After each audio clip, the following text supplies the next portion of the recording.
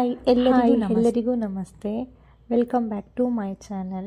ನಾನಿವತ್ತು egg masala recipe ಯಾವ ಥರ ಮಾಡೋದು ಅಂತ ತೋರಿಸ್ಕೊಡ್ತೀನಿ. ನನ್ನ ಚಾನಲ್ ನಾನು ನ್ಯೂವಾಗಿ ಓಪನ್ ಮಾಡಿದ್ದೀನಿ. ನನ್ನ ಚಾನಲ್ನ ಯಾರ್ಯಾರು ನೋಡ್ತಿದ್ರು ಎಲ್ಲರೂ ನನ್ನ ಚಾನಲ್ನ ಸಬ್ಸ್ಕ್ರೈಬ್ ಮಾಡಿ ನನಗೆ ಸಪೋರ್ಟ್ ಮಾಡಿ. ಆದಷ್ಟು ನಾನು ಯೂಸ್ಫುಲ್ ಆದಂಥ ವೀಡಿಯೋಸ್ನ ಹಾಕ್ತೀನಿ. ಕುಕ್ಕಿಂಗ್ ಚಾನಲ್ ಓಪನ್ ಮಾಡಿದ್ದೀನಿ. ನಿಮ್ಮ ಸಪೋರ್ಟ್ ನನಗೆ ಯಾವಾಗಲೂ ಇರಬೇಕು. ನಾನು ಇನ್ನೂ ತುಂಬ ವೀಡಿಯೋಸ್ಗಳನ್ನ ಹಾಕ್ತೀನಿ. ಪ್ಲೀಸ್ ನನ್ನ ಚಾನಲ್ನ ಸಬ್ಸ್ಕ್ರೈಬ್ ಮಾಡಿ. ಆದಷ್ಟು ನಾನು ಒಳ್ಳೊಳ್ಳೆ ರೆಸಿಪಿನ ಹಾಕ್ತೀನಿ. ಇವಾಗ ಬನ್ನಿ ಎಗ್ ಮಸಾಲ ಮಾಡೋಣ.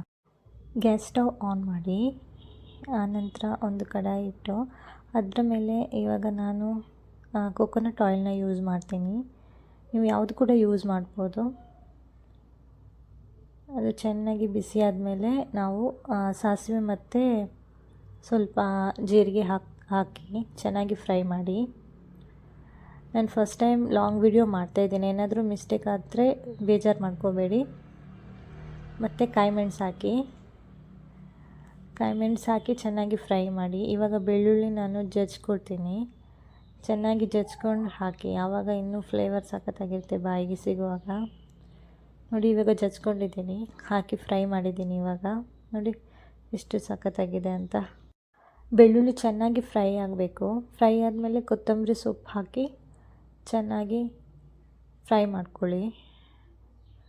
ಆ್ಯಕ್ಚುಲಿ ಕರಿಬೇವಿನ ಸೊಪ್ಪು ಕೂಡ ಸ್ವಲ್ಪ ಹಾಕಬೇಕು. ನನ್ನ ಹತ್ರ ಇರಲಿಲ್ಲ, ಅದಕ್ಕೆ ನಾನು ಹಾಕಲಿಲ್ಲ. ನೀವಿದ್ದರೆ ಹಾಕ್ಕೊಳ್ಳಿ, ಚೆನ್ನಾಗಿರುತ್ತೆ. ಇವಾಗ ನೋಡಿ, ಆನಿಯನ್ನ ಚೆನ್ನಾಗಿ ಈ ಥರ ಸ್ಲೈಸಾಗಿ ಕಟ್ ಮಾಡ್ಕೊಳ್ಳಿ. ಕಟ್ ಮಾಡಿಕೊಂಡು ಸ್ವಲ್ಪ ಅದು ಚೆನ್ನಾಗಿ ರೋಸ್ಟ್ ಆಗಬೇಕು. ನೀರುಳ್ಳಿ ತುಂಬ ಅಲ್ಲ, ಸ್ವಲ್ಪ. ಟೊಮೆಟೊ ಹಾಕಿ ಅರಿಶಿನ ಪುಡಿ ಹಾಕಿ ಉಪ್ಪು ಹಾಕಿ ಚೆನ್ನಾಗಿ ಮಿಕ್ಸ್ ಮಾಡ್ಕೊಳ್ಳಿ. ಆ್ಯಕ್ಚುಲಿ ಇದು ಸಖತ್ತಾಗಿರುತ್ತೆ, ಟೇಸ್ಟ್ ಚೆನ್ನಾಗಿರುತ್ತೆ. ಇದು ಎಗ್ ಮಸಾಲ ರೆಸಿಪಿ. ಇವಾಗ ನೋಡಿ ಚೆನ್ನಾಗಿ ಫ್ರೈ ಆಗ್ತಾ ಇದೆ.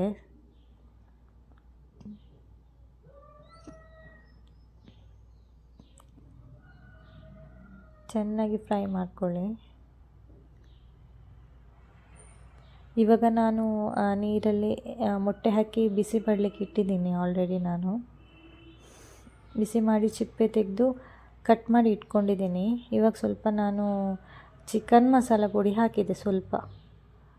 ಇವಾಗ ನೋಡಿ ಮೊಟ್ಟೆ ಹಾಕಿ ಮಿಕ್ಸ್ ಮಾಡ್ಕೊಳ್ಳಿ.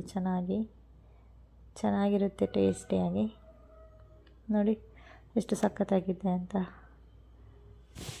ಚೂರು ಪೆಪ್ಪರ್ ಪುಡಿ ಇದ್ದರೂ ಹಾಕ್ಕೊಳ್ಳಿ, ಚೆನ್ನಾಗಿರುತ್ತೆ. ಖಾರ ಜಾಸ್ತಿ ಬೇಕಂದರೆ. ನಾನಂದರೆ ನನ್ನ ಮಗನಿಗೆ ಮಾಡ್ತಾಯಿದ್ದೀನಲ್ವ, ಅವನು ಆ್ಯಕ್ಚುಲಿ ತುಂಬ ಖಾರ ತಿನ್ನಲ್ಲ. ಅದಕ್ಕೆ ನಾನು ಲೈಟಾಗಿ ಕಾಯಿ ಮೆಣಸು ಮಾತ್ರ ಹಾಕಿದ್ದೀನಿ. ನೀವು ಪೆಪ್ಪರ್ ಪುಡಿ ಸ್ವಲ್ಪ ಹಾಕಿದರೂ ಸಖತ್ತಾಗಿರುತ್ತೆ ಮೇಲೆ, ತುಂಬ ಖಾರ ತಿನ್ನುವವರು. ಚೆನ್ನಾಗಿ ಫ್ರೈ ಮಾಡಿ.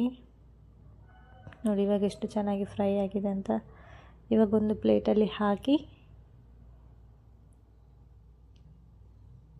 ನೋಡಿ ಎಷ್ಟು ಸಖತ್ತಾಗಿದೆ ಅಂತ.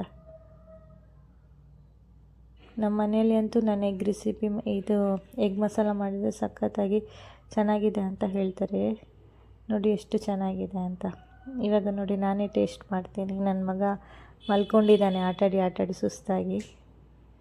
ನೋಡಿ ಎಷ್ಟು ಸಖತ್ತಾಗಿದೆ, ತುಂಬ ಚೆನ್ನಾಗಿದೆ. Thank you. ನನ್ನ ಚಾನಲ್ ಸಪೋರ್ಟ್ ಮಾಡಿ.